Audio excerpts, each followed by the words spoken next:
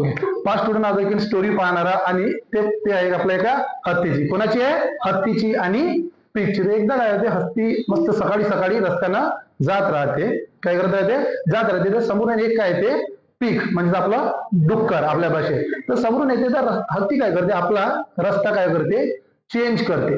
तर थोडा कोणाला वाटते आपल्याला कोण रस्ता चेंज केला, पीकला काय फील होते, थोडं प्रवृत्त. हत्तीनं आपल्याला कोण काय केलाय, रस्ता चेंज केलाय. तर काय होते, थोडं 1-2 दिवसात पूर्ण जंगल मध्ये काय होऊन जाते, माहिती होते का बा कोणाला पाहिल्या बरोबर, पीकले पाहिलं बरं, हत्तीनं काय करून टाकला, रस्ता काय केला, चेंज केला. तर मग सगळे बाकी हत्तीचे मित्रमंडळी काय रे बा का झापडीत तर नाही नसते ते, कोण पीक, तू रस्ता का चेंज केला.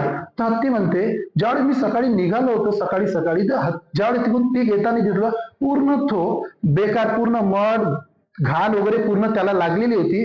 तर मी काय केलं, माझा रस्ता चेंज केला. मला त्याच्यासोबत काय करायचं होतं, इंटरॅक्शन करायचं नव्हतं, बोलायचं नव्हतं, किंवा त्याची किचड किंवा त्याची ती निगेटिव्हिटी माझ्यामध्ये घ्यायची नव्हती, म्हणून मी रस्ता चेंज केला, मी त्याला गेलो वगैरे नव्हतो.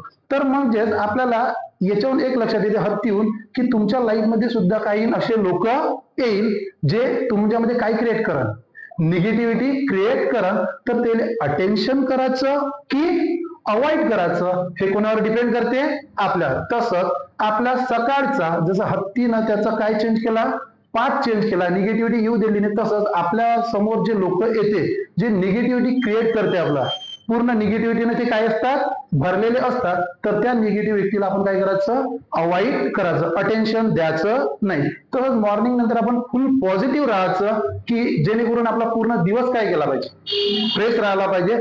तशाच प्रकारे तुमच्या अभ्यासामध्ये तुम्ही करू शकता काय, जर मार्क कमी भेटले तर निगेटिव्ह थिंकिंग मध्ये जात नाही, तर लगेच काय करायचं, लगेच पॉझिटिव्ह थिंकिंग करून आणखी आपले मार्क वाढवण्याचा आपण काय करायचा, प्रयत्न करायचा. म्हणजे आपण हत्तीच्या स्टोरीवरून शिकतो, बी पॉझिटिव्ह. कसं राहायचं, बी पॉझिटिव्ह. थँक्यू.